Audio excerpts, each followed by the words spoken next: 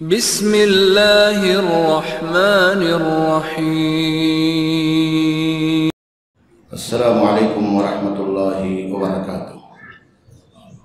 الحمدللہ رب العالمین والصلاة والسلام علی رسول الامین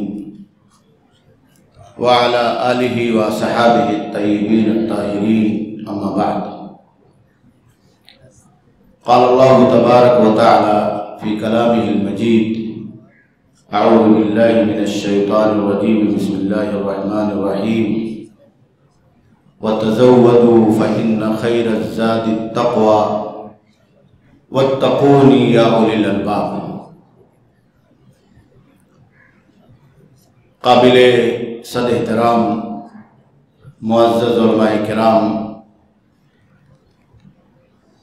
دیگر سامعین و حاضرین، خاص طور پر باوقار زائرین اور حجاج بیت اللہ، آج کی گفتگو کا جو عنوان ہے وہ فریضہ حج اور تزکیہ نفس ہے۔ اللہ رب العالمین نے کسی بھی عبادت اور نیکی کے کام کو کرنے کا ہمیں اور آپ کو اس لیے حکم عطا فرمایا ہے کہ اس کے اچھے آثار اور اس کے بہترین فوائد اور اس کا اچھا رزلٹ ہماری اور آپ کی زندگی کے اندر مرتب ہو اور ظاہر ہو۔ اور عبادت کی جو اصل روح ہے، اللہ رب العالمین کے لیے تقوی شعاری، اپنے دلوں کو اللہ رب العالمین سے جوڑنا اور اپنے نفس کو اور باطن کو ان تمام گندگیوں سے اور آلائشوں سے پاک اور صاف کرنا، جو عبادت کے راستے میں رکاوٹ بن رہے ہیں یا ہماری اور آپ کی عبادتوں کے ثواب اور اجر کے خاتمے کا اس کو باطل اور فاسد کرنے کا ذریعہ بن رہے ہیں۔ اللہ کے آخری نبی جناب محمد رسول اللہ صلی اللہ علیہ وسلم کو اسی لیے جب نبوت کے منصب خاص سے سرفراز کیا گیا تو آپ کو یہ ڈیوٹی بھی دی گئی کہ آپ لوگوں کو قرآن پڑھ کر سنائیں، تذکیر کریں، کتاب اور حکمت کی باتیں پیش کریں، اور اسی کے ساتھ ساتھ یہ کہا گیا کہ آپ لوگوں کا تزکیہ نفس فرمائیں، ان کے نفس کو ان تمام ظاہری اور باطنی آلائشوں سے جو ہماری اور آپ کی زندگی کے لیے، ہماری اور آپ کی عبادت کے لیے، ہمارے اور آپ کے بدن کے لیے، ہمارے اور آپ کے ظاہر اور باطن کے لیے نقصان دہ ہیں، ان تمام چیزوں سے پاک اور صاف کریں۔ آپ دیکھیں کہ وہ تمام عبادتیں جن کو اللہ رب العالمین نے نماز کی شکل میں، روزے کی شکل میں، زکوٰۃ کی شکل میں یا دیگر عبادات کی شکل میں مقرر فرمایا ہے، ان میں کہیں نہ کہیں اللہ رب العالمین نے یہ پہلو ضرور رکھا ہے کہ ہماری اور آپ کی طبیعتیں اور ہمارا اور آپ کا نفس اس کے ذریعے سے اتنا فائدہ حاصل کرے کہ ہم اللہ سے قریب ہونے کے ساتھ ساتھ اس دنیا کے اندر مکمل طور پر ہر طرح کی آلائشوں سے، برائیوں سے، گناہوں سے اور اس کے برے اثرات سے پاک اور صاف ہو جائے۔ نماز کے بارے میں اللہ رب العالمین نے بیان فرمایا کہ ان الصلاۃ تنہی عن الفحشاء والمنکر، یہ تزکیہ ہے کہ نماز یہ فحش کاموں سے، برائیوں سے اور منکرات سے روکتی ہے۔ ہماری اور آپ کی زندگی میں اگر عبادت کا یہ مظہر موجود نہیں ہے کہ ہم عبادت کرنے کے باوجود اور عبادت کرنے کے ساتھ ساتھ اپنے آپ کو برائیوں سے روک نہیں پا رہے ہیں، اپنے نفس کے اوپر ہمارا اور آپ کا قابو اور کنٹرول ختم ہو چکا،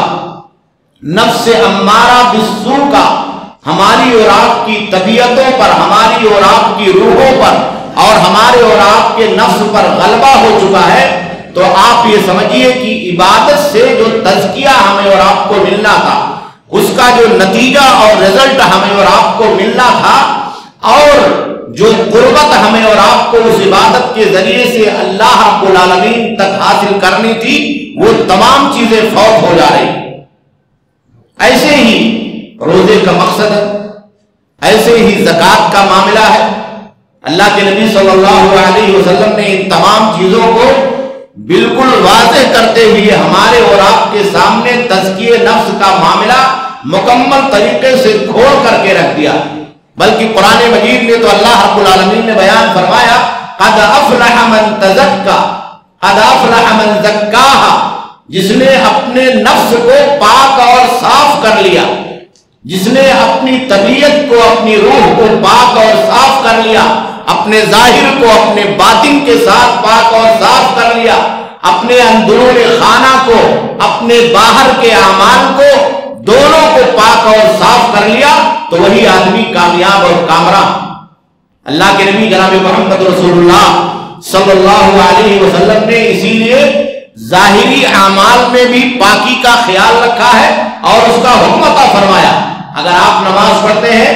تو آپ کے لیے جگہ پاک ہونی چاہیے، کپڑا پاک ہونا چاہیے، جسم پاک ہونا چاہیے، اور اگر یہ تمام چیزیں پاک اور صاف ہیں لیکن آپ کا دل خالی نہیں ہے ان چیزوں سے جو گندگیاں اور آلائشیں اللہ کی عبادت اور عبودیت کے راستے میں خلل پیدا کرنے والی ہیں، چاہے وہ شرک کی شکل میں ہو، چاہے وہ باطنی ان نجاستوں کے ذریعے سے ہماری اور آپ کی زندگی میں پیدا ہونے والی ہو جو اللہ رب العالمین سے ہمیں دور کر رہی ہو، چاہے وہ گناہوں کے وہ احساسات اور برے نتیجے اور آثار ہوں جن کو کرنے کی وجہ سے ہمارا اور آپ کا دل اللہ رب العالمین کی عبادت میں کما حقہ نہیں لگ پا رہا ہے، اور ہم اور آپ کما حقہ اللہ کی عبودیت اور بندگی سے اپنے آپ کو اور اپنے دل کو نہیں جوڑ پا رہے۔ تو ایسے ہی حج کا معاملہ، حج یہ نماز، زکوٰۃ اور روزہ اور دیگر عبادات کے مقابلے میں تمام طرح کے قلبی، تمام طرح کے مالی، تمام طرح کے بدنی اور تمام طرح کے قولی عبادت کا ایک مجموعہ ہے، ایک مجموعہ ہے۔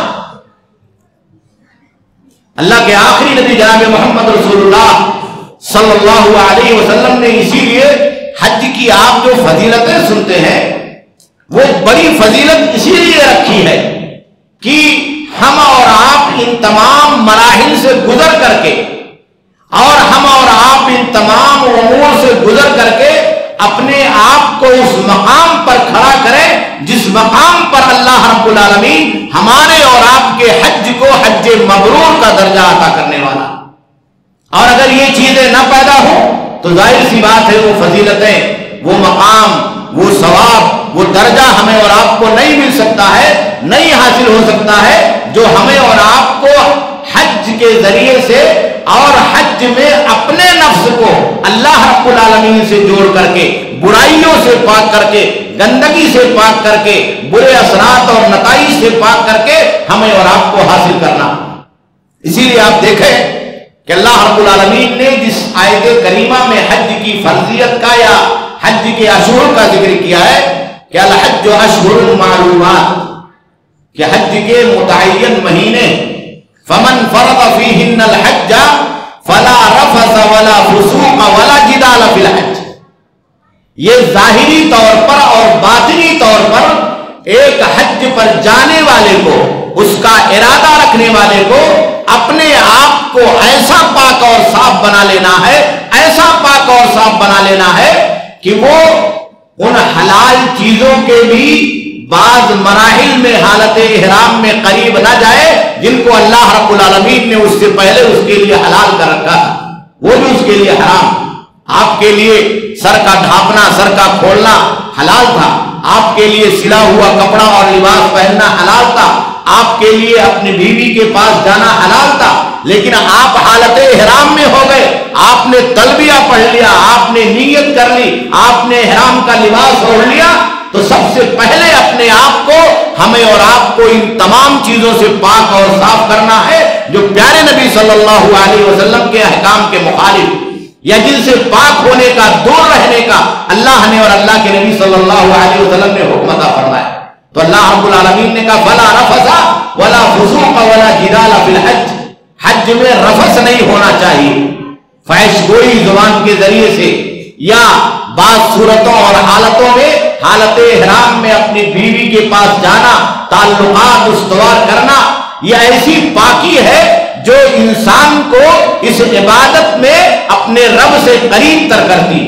ایک وہ اللہ رب العالمین کے حکم کی تعمیل کرتے ہوئے، پیارے نبی صلی اللہ علیہ وسلم کے سنت پر عمل کرتے ہوئے اپنے آپ کو اللہ سے قریب کر لیتا ہے، اور دوسرے ان چیزوں سے جو شہوات کو بھڑکانے کا ذریعہ ہے، جو جذبات کو برانگیختہ کرنے کا ذریعہ ہے، جو ہماری نگاہوں کو، ہماری توجہات کو عبادت سے ڈائیورٹ کر کے دوسری طرف لذتوں کی طرف لے جانے والے ہیں، ان تمام چیزوں سے کاٹ کر کے ہمیں اور آپ کو ایک اللہ کے لیے یکسو بنانے کا ذریعہ ہے۔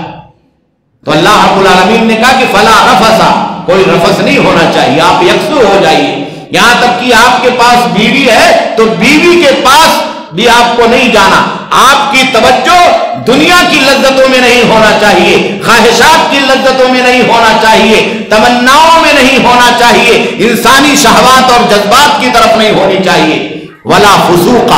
اور نہ فسوق کا کام ہونا چاہیے، کوئی بھی چھوٹا اور بڑا گناہ کا کام۔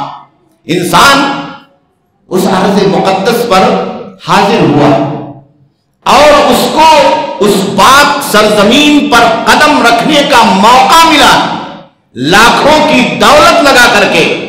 سالوں انتظار کر کے، اپنی محنت اور گاڑھی کمائی کا پیسہ جمع کر کے اللہ رب العالمین نے موقع دیا ہے کہ آپ وہاں پہنچ جائیں،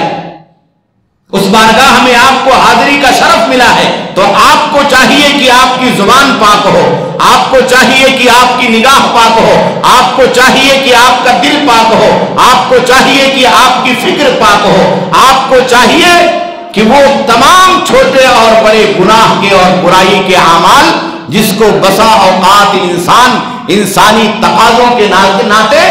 دنیا کے اندر انجام دیتا ہے، اس پاک سرزمین پر انجام نہ دے، فسق و فجور کا کام نہ کرے۔ آپ دیکھیے بہت سارے ہمارے حجاج کرام جاتے ہیں، وہ بے توجہ ہوتے ہیں، غافل ہوتے ہیں، اتنا پیسہ لگانے کے بعد، اتنی محنت کرنے کے بعد اور یہ حسین موقع ملنے کے بعد وہاں بھی جاتے ہیں، ہماری عادتیں نہیں بدلتی، ہماری عادتیں نہیں بدلتی ہیں، ہمارے ہیبٹس نہیں بدلتے ہیں، سونے اور جاگنے کا ٹائم نہیں بدلتا۔ ظاہر سی بات ہے یہ آپ کے نفس کا جو تزکیہ ہونا چاہیے، قلب کا جو تزکیہ ہونا چاہیے، اس میں ہمارے اور آپ کے لیے اس حرم پاک کے سلسلے میں اور اللہ رب العالمین کے سلسلے میں جو محبت ہونی چاہیے، جو خلوص ہونا چاہیے، جو لگاؤ اور جذبہ ہونا چاہیے، وہ چیز نہیں رہتی۔ جیسے ہم یہاں سے گئے تھے ویسے ہم وہاں رہتے، ہمارے سونے کا ٹائم بھی وہی ہے، ہمارے گھومنے کا ٹائم بھی وہی ہے، ہماری عادتیں بھی وہی ہیں، ہمارے توجہات بھی وہی ہیں۔ ایک دفعہ ہم لوگ حج میں تھے، بعض قریبی رشتہ داروں کو سے ملنے کے لیے ایک ہوٹل میں نماز کا ٹائم ہوا تو ہم لوگ نکلنے لگے، ایک بوڑھے آدمی کو دیکھا، اسی اپنے گھوڑا اور بستی بہرائش کے علاقے کا رہنے والا تھا، تو نماز کے لیے نہیں جا رہا، تندرست چلنے پھرنے والا آدمی، تو کہا گیا تو بھائی معذور آدمی ہو سکتا ہے، چلنے پھرنے کی سکت نہ، تو پتہ یہ چلا کہ ٹھیک ٹھاک ہے، لیکن روزانہ ان کی یہی عادت ہے، یہ صرف شام کو نماز پڑھنے کے لیے جاتے ہیں، مغرب اور عشاء یا عشاء میں چلے جاتے ہیں، باقی نمازوں میں نہیں جاتے۔ تو 2-4 دن ہم لوگوں کی آمد و رفت اس ہوٹل میں ہوئی تو دیکھا کہ اس آدمی کے پاس اس زمانے میں آج سے 20-25 سال پہلے کا واقعہ کہ وہ 303 نمبر کی جو بیڑی آتی تھی وہ پورا ایک جھولا اور بیگ بھر کر کے کیسے کیسے اس نے ہوٹل کے اندر پہنچا لیا۔ بس بیڑی کی لت لگی ہوئی ہے اور اس بیڑی کو یہاں سے اپنے ساتھ پارسل بنا کر کے کیسے چھپ چھپا کر کے لے کر کے مکہ میں پہنچا ہے اور اپنے ہوٹل کے اندر اس کا ذخیرہ کر رکھا ہے۔ جب خواہش اور عادت اس کی انگڑائی لیتی ہے تو ماچس نکال کر کے بیڑی کو سلگا کر کے اور وہ اپنی خواہشات کو، اپنے جذبات کو پورا کرتا، اپنی عادت کی تکمیل کرتا۔ اب آپ یہ سوچئے کہ اگر اس کے بیٹے نے اپنا پیسہ لگا کر کے بھیجا ہوگا، بھائیوں نے بھیجا ہوگا یا گھر کے لوگوں نے بھیجا ہوگا، تو یہ کتنی بڑی بے حرمتی ہے اس مال کی، کتنی بڑی بے حرمتی ہے اس ارض مقدس کی، کتنی بڑی بے حرمتی ہے اس عبادت کی جس کی نیت لے کر کے وہ یہاں سے نکلا ہے یا لوگوں نے اسے رخصت کیا۔ تو اللہ رب العالمین نے کہا کہ ولا فسوقا، یہ فسق و فجور کا کام نہیں ہونا چاہیے، چھوٹے اور بڑے گناہ جو بھی ہو ہماری اور آپ کی عادتیں بدل جانی چاہیے۔ انسان وہاں جاتا ہے سیکھنے کے لیے، اپنے آپ کو بیدار کرنے کے لیے، اپنی روح کو خالص کرنے کے لیے، اپنے دل کو پاک کرنے کے لیے، اپنے جذبات کو پاک کرنے کے لیے، اپنے آپ کو اپنے مولا سے جوڑنے کے لیے، اور اس ارض مقدس میں، اس پاک سرزمین میں اپنے لیے، اپنے دامن میں اللہ سے وہ سب کچھ مانگنے کے لیے جو اس کے پاس نہیں ہے۔ اور اگر آدمی نے اپنے آپ کو آمادہ اور تیار نہیں کیا تو یہ ساری چیزیں ضائع اور برباد ہو جائیں گی۔ ولا جدالہ، اور بحث و مباحثہ، تکرار، لڑائی اور جھگڑا نہیں ہونا چاہیے زبان کے ذریعے سے، ہاتھ کے ذریعے سے۔ وہاں دنیا کے بہت سارے قوی لوگ بھی آتے ہیں جو آپ کو ایک لمحے میں دبا دے تو آپ چور چور ہو جائیں گے، اور دنیا کے اتنے کمزور، بوڑھے اور ضعیف اور بیمار لوگ بھی آتے ہیں کہ اگر آپ کا ایک اشارہ اور ایک ٹھوکر لگ جائے تو گر کر کے وہی ختم ہو جائیں گے۔ اللہ رب العالمین نے اور اللہ کے نبی صلی اللہ علیہ وسلم نے ہمیں اور آپ کو کس طریقے سے ان تمام لوگوں کی رعایت کرنے کا حکم عطا فرمایا، اور خود اپنے نفس کے ساتھ رعایت کرنے کا حکم عطا فرمایا، اپنے بدن کے ساتھ رعایت کرنے کا حکم عطا فرمایا ہے کہ یہ پابندیاں لگا دی ہے کہ ولا رفث ولا فسوق ولا جدال فی الحج۔ اور اس کے بعد اللہ رب العالمین نے بیان فرمایا کہ وَتَزَوَّدُوا وَمَا تَفْعَلُوا مِنْ خَيْرٍ يَعْلَمُهُ اللَّهُ وَتَزَوَّدُوا فَإِنَّ خَيْرَ الزَّادِ التَّقْوَىٰ، کہ اگر حج پہ جاؤ تو توشہ لے کر کے جاؤ، سامان سفر لے کر کے جاؤ، جھولا بستہ بورا بستر لے کر کے جاؤ، کھانے کا سامان لے کر کے جاؤ، پیسہ لے کر کے جاؤ۔ ظاہر سی بات ہے آپ کو وہاں رہنا۔ اور اس کے بعد اللہ رب العالمین نے کہا فَإِنَّ خَيْرَ الزَّادِ التَّقْوَىٰ، آپ کے ان تمام توشوں میں جس کا آپ نے مہینوں سے انتظام کیا ہے، مہینوں سے جٹا کر کے اسے جمع کیا ہے، آپ کو گفٹ اور ہدیہ ملا ہے، آپ کی اولاد نے آپ کے لیے باندھ کر کے اور تیار کر کے آپ کو سفر پر روانہ کر دیا ہے، ایک ایک دن کا حساب ہے، یہ دوا کھانی ہے، یہ کپڑا پہننا ہے، اور یہ کھانے کا پیسہ ہے، یہ ہوٹل کا پیسہ ہے، یہ ہدیہ اور تحفہ خریدنے کے لیے خرچ کا پیسہ ہے، ایک ایک دن کا پورا حساب ہے۔ لیکن نماز کا کوئی حساب نہیں ہے، حج کے اعمال کو سیکھنے کا کوئی حساب نہیں ہے، وہاں طواف کرنے کا کوئی حساب نہیں ہے، اللہ کے گھر میں جا کر کے بندگی کرنے کا، ذکر و اذکار کرنے کا، دعائیں مانگنے کا، قرآن کی تلاوت کرنے کا، اپنے آپ کو مکمل طریقے سے دنیا کے گناہوں سے پاک اور صاف کرنے کا کوئی حساب نہیں۔ تو اللہ نے کہا کہ توشہ لے کر کے جاؤ، اور اس توشے میں تمہارے لیے جو سب سے بہترین زاد راہ ہے وہ اللہ کا تقوی، وہ اللہ کا تقوی ہے، اور یہی تقوی نیکی کی روح ہے، یہی نیکی کی روح ہے۔ دنیا کے اندر اگر انسان کو اللہ کا خوف نہ ہو، آخرت کا احساس نہ ہو، محاسبے کا شعور نہ ہو، تو انسان بے لگام ہو جائے گا، بے لگام ہو جائے گا، زندگی ہماری اور آپ کی بے لگام ہو جائے گی، ہمارے اور آپ کے اعمال، ہمارے اور آپ کے توجہات، ہماری اور آپ کی سوچ اور فکر بے لگام ہو جائے گی، ہم کہیں کے نہیں رہیں گے۔ اسی لیے اللہ کے آخری نبی جناب محمد رسول اللہ صلی اللہ علیہ وسلم نے جو فضیلت حج کی ذکر کی ہے، اس میں صرف حج کا تذکرہ نہیں فرمایا، قال حج المبرور لیس لہ جزاء الا الجنہ، کہا اگر آدمی کو حج مبرور کی سعادت مل گئی تو اس کا بدلہ جنت کی سوا کچھ نہیں۔ آپ پڑھیں علماء کرام کی تشریحات کو کہ حج مبرور کسے کہا جاتا ہے۔ 4 چیزیں حج مبرور کے اندر داخل ہوں گی تب ہمارا اور آپ کا حج حج مبرور اور حج مقبول ہوگا۔ سب سے پہلی چیز یہ ہے کہ ہمارا اور آپ کا مال جو ہم نے حج میں لگایا ہے وہ حرام سے اور ان تمام چیزوں سے پاک اور صاف ہو جو مال کو حرام کرنے کا ذریعہ اور سبب،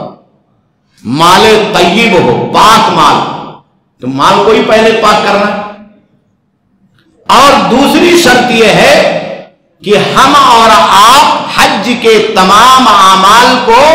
اللہ رب العالمین کے لیے خالص طور پر ادا کریں، اس میں اخلاص ہو، ریاکاری نہ ہو، سیاحت کا جذبہ نہ ہو، خالی ٹور پر جانے کا ارادہ نہ ہو کہ پیسہ لگا دیا۔ بعض تابعین سے یہ بات منقول ہے کہ وہ مہنگی سواری خریدتے تھے اور اس کے بعد اس پر مہنگا زین لگاتے تھے، مہنگا بستر لگاتے تھے، گدا لگاتے تھے اونٹوں پر اور بیٹھ کر کے جاتے تھے۔ کہا کبھی کبھی وہ اللہ رب العالمین سے اس لیے توبہ کرتے تھے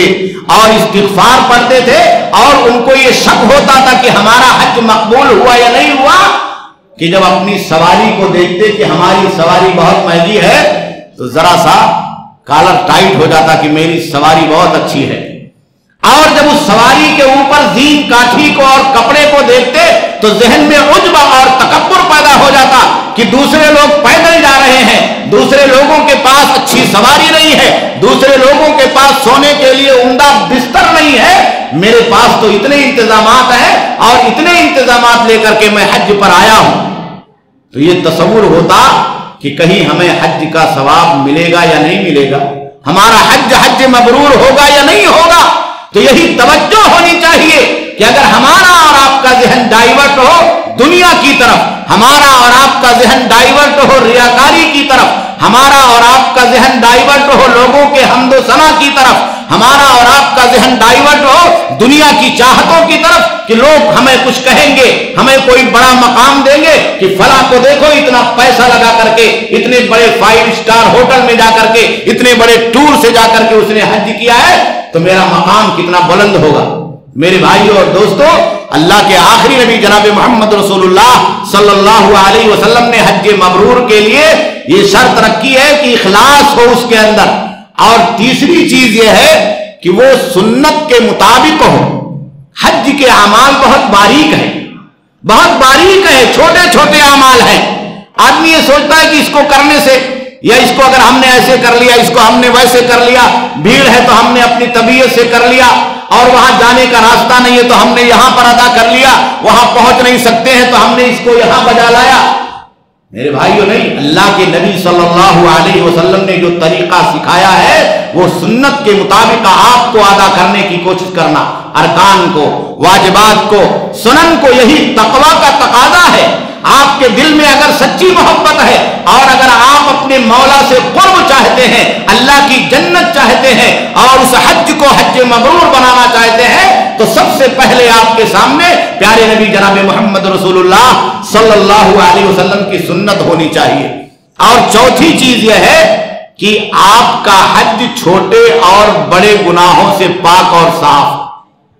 چھوٹے اور بڑے گناہوں سے پاک اور صاف ہو، وہ جس کا تذکرہ آیت میں آیا کہ فلا رفث ولا فسوق ولا جدال فی الحج۔ آپ سارے اعمال کریں اور اس کے بعد ہوٹل میں آ کر کے آپ جھگڑا کریں، آپ سارے اعمال کریں، راستے میں جائیں کسی سے کوئی دھکا لگ جائے تو آپ بحث و مباحثہ کریں، آپ سارے اعمال کریں لیکن وہاں آپ کوئی غلط کام کریں، کسی غلط ارادے اور نیت سے آپ لوگوں کے بیچ میں جائیں، بھیڑ بھاڑ میں جائیں، تو آپ کی ساری محنت کا کوئی پھل آپ کو ملنے والا اور کوئی نتیجہ آپ کو حاصل ہونے والا نہیں۔ تو حج مبرور آپ کریں گے تو آپ کا دل پاک ہوگا، آپ کی نگاہ پاک ہوگی، آپ کی توجہ پاک ہوگی، اور اس طریقے سے آپ لوٹیں گے اللہ رب العالمین کے اس ارض مقدس سے جیسے اللہ کے نبی صلی اللہ علیہ وسلم نے بیان فرمایا کہ گویا کہ آج ہی آدمی دنیا کے اندر اپنی ماں کے کوکھ سے نیا جنم لے کر کے آیا۔ اگر آپ وہاں گئے، آپ کا دل پاک نہیں ہوا، آپ کی نگاہیں پاک نہیں ہوئی، آپ کے اعمال اچھے نہیں ہوئے، آپ نے سنت کو چھوڑ دیا، آپ نے ارکان کے اندر کوتاہی کر دی، آپ کے اندر ریاکاری اور سمعہ داخل ہو گیا اعمال حج کے اندر، تو ظاہر سی بات ہے یہ بشارت اور خوشخبری ہمیں اور آپ کو ملنے والی نہیں ہے، یہ سعادت ہمیں اور آپ کو ملنے والی نہیں ہے۔ حضرت عمر بن خطاب رضی اللہ تعالیٰ عنہ جب دیکھتے تھے کہ قافلے جا رہے ہیں حج پر تو کہتے تھے کہ یہ بہت مبارک عمل کے لیے اور خیر کے کام کے لیے جا رہے ہیں، اتنا بڑا خیر کا کام، پیدل چل رہے ہیں، ان کے بال بڑا گندا ہے، راستے میں پریشان حال ہیں، تکلیفوں کا سامنا ہے، لیکن اللہ رب العالمین کے لیے لگے ہوئے، دل کے اندر اخلاص ہوتا تھا، محبت ہوتی تھی، اللہ کی تعظیم ہوتی تھی۔ اسی لیے اللہ رب العالمین نے قرآن مجید کے اندر یہ بھی بیان فرمایا کہ بندہ جب اس ارض مقدس پر جائے تو وہاں جو شعائر اللہ ہیں اس کی تعظیم بجا لائے، وَمَن يُعَظِّمْ شَعَائِرَ اللَّهِ فَإِنَّهَا مِن تَقْوَى الْقُلُوبِ، یہ دلوں کا تقوی اور اس کی دلیل ہے کہ آدمی نے اللہ رب العالمین کی حرمتوں کو پامال نہیں کیا ہے، کعبہ کی حرمتوں کو پامال نہیں کیا ہے، اعمال حج کی حرمتوں کو پامال نہیں کیا ہے، مشاعر مقدسہ اور اس کی حرمتوں کو پامال نہیں کیا ہے۔ اس لیے میرے بھائیوں اور دوستوں، اس بات کو سمجھنا اور اس فلسفے کو سمجھنا کہ ہمارا اور آپ کا حج مبرور کیسے ہوگا اور کس طریقے سے ہم اس حج کے ذریعے سے اپنی زندگی کو، اپنے نفس کو، اپنی طبیعت کو، اپنے خواہشات کو اور اپنی تمام تر عبادات کو مکمل طریقے سے پاک اور صاف کر کے اللہ رب العالمین کی بارگاہ میں اپنے نامہ عمل میں بیلنس کے طور پر پیش کر سکتے ہیں۔ اسی طریقے سے آپ حج کے اعمال کو دیکھ لیجئے، جو بھی عمل کرتے ہیں اس میں کہیں نہ کہیں تزکیہ نفس کا ایک راز ہمیں اور آپ کو ضرور ملتا۔ سب سے پہلے بندہ احرام پہنتا، احرام کا لباس پہن کر کے آپ تصور کیجئے کہ آپ اس دنیا سے رخصت ہو رہے، کفن کا 2 جوڑا آپ کے بدن پر ہے اور اسی حالت میں آپ اللہ رب العالمین کی بارگاہ میں نیت کر کے جا رہے ہیں۔ اللہ کے نبی صلی اللہ علیہ وسلم نے اسی لیے بیان فرمایا کہ اگر احرام کی حالت میں ایک بندے کی وفات ہو گئی، اس کی موت آ گئی، تو کہا کہ اس کے سر کو ڈھانپنا نہیں،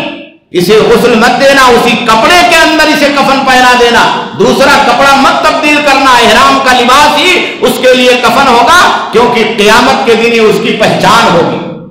فَإِنَّهُ يُبْعَثُ مُلَبِّيًا، یہ تلبیہ پڑھتے ہی اپنی قبر سے اللہ کی بارگاہ میں میدان محشر میں حاضر ہوگا، لبیک اللہم لبیک۔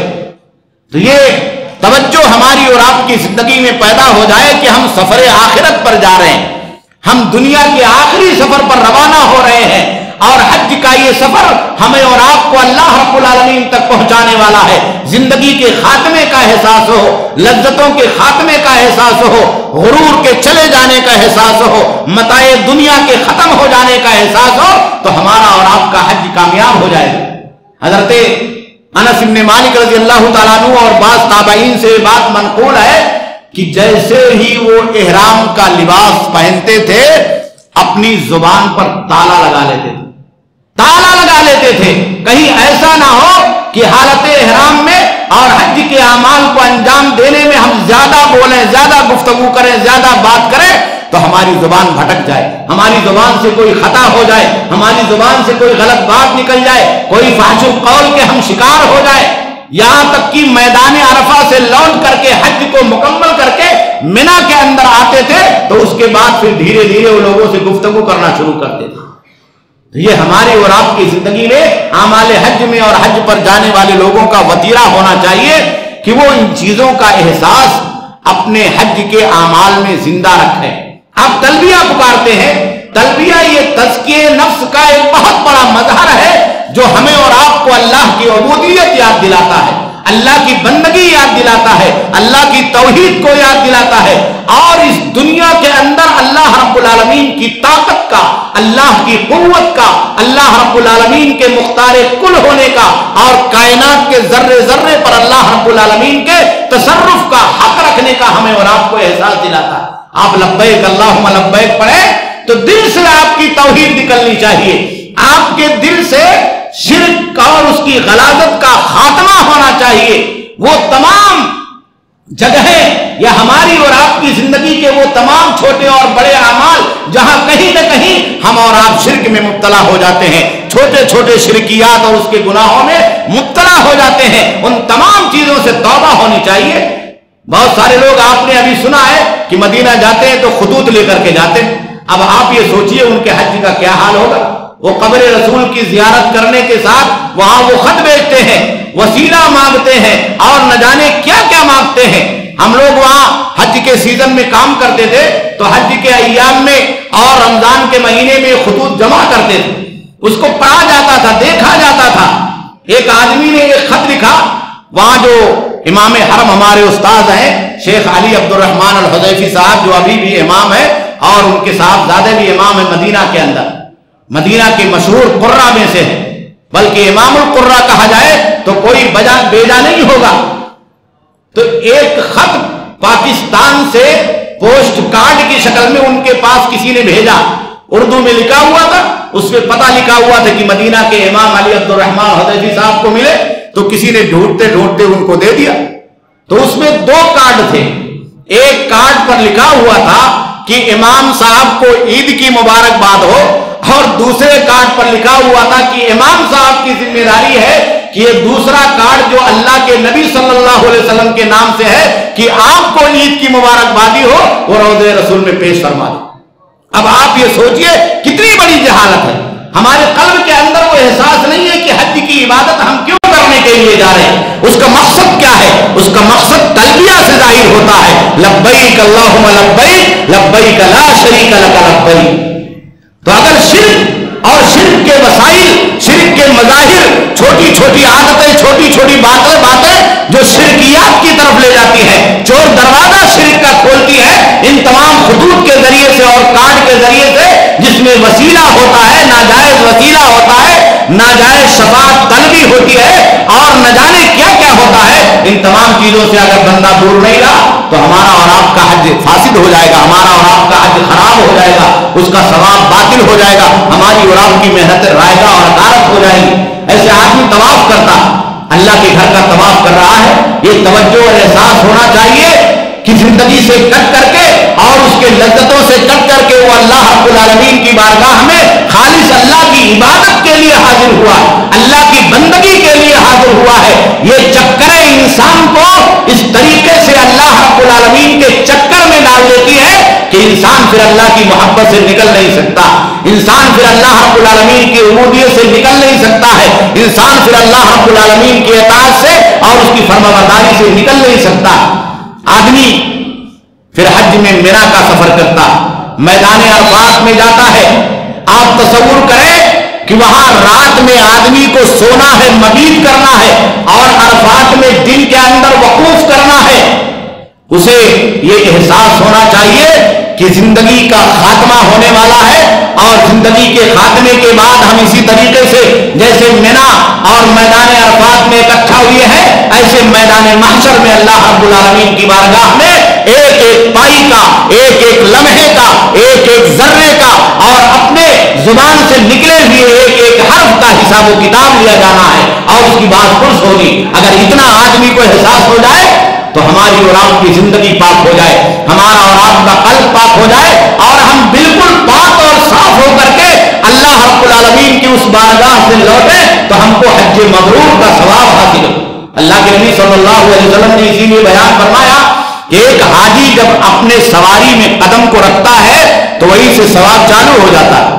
سواری ایک قدم اٹھاتی ہے تو اللہ رب العالمین ایک ثواب لکھتا ہے، اور اگر ایک قدم رکھتی ہے تو اللہ رب العالمین ایک گناہ مٹاتا ہے، یہاں تک کہ آخری طواف کر کے، طواف وداع کر کے، وہ اللہ رب العالمین کے لیے تمام ارکان حج کو اور اعمال حج کو پورا کر کے واپس آتا ہے تو اس کی حالت یہ ہوتی ہے کہ اس کے تمام گناہوں کو اللہ رب العالمین نے پاک اور صاف کر دیا، اس کے تمام ظاہری اور باطنی گناہوں سے اللہ رب العالمین نے اس کو دھو دیا ہے، جیسے وہ آج ہی ایک بچے کی نئی زندگی لے کر کے، نیا جنم لے کر کے اس دنیا کے اندر پیدا ہوا۔ تو میرے بھائی اور دوستو، ہمیں اور آپ کو چاہیے کہ اعمال حج کے اندر جو تزکیہ نفس کا پہلو ہے اس کو نہ بھولیں، اور حج کا جو عظیم مقصد ہے کہ ہم صاحب تقویٰ بن جائیں، صاحب عبادت بن جائیں، اپنے نفس کو، اپنے قلب کو، اپنے ظاہر کو، اپنے باطن کو، اپنے مال کو، اپنے روح و جگر کو اور اپنے اعمال کو ان تمام چیزوں سے پاک کرنے والے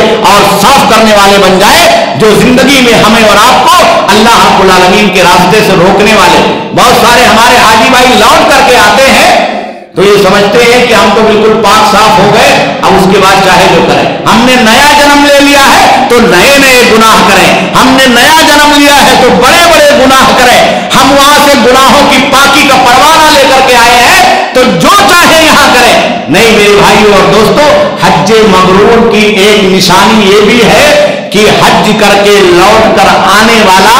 اللہ کی عبادت پر، اللہ کے لیے نیکیوں پر، اطاعت کے کاموں پر اور بندگی کے کاموں پر لگا رہے اور ڈٹا رہے، اور اگر وہ لگا اور ڈٹا نہیں رہتا ہے تو یہ سمجھ لے کہ اس کا حج حج مبرور نہیں ہوا، اس میں کچھ کمی رہ گئی۔ وہ یہ سمجھ لے کہ اس کے گناہ کو اللہ رب العالمین نے پاک نہیں فرمایا ہے، وہ یہ سمجھ لے کہ اس کے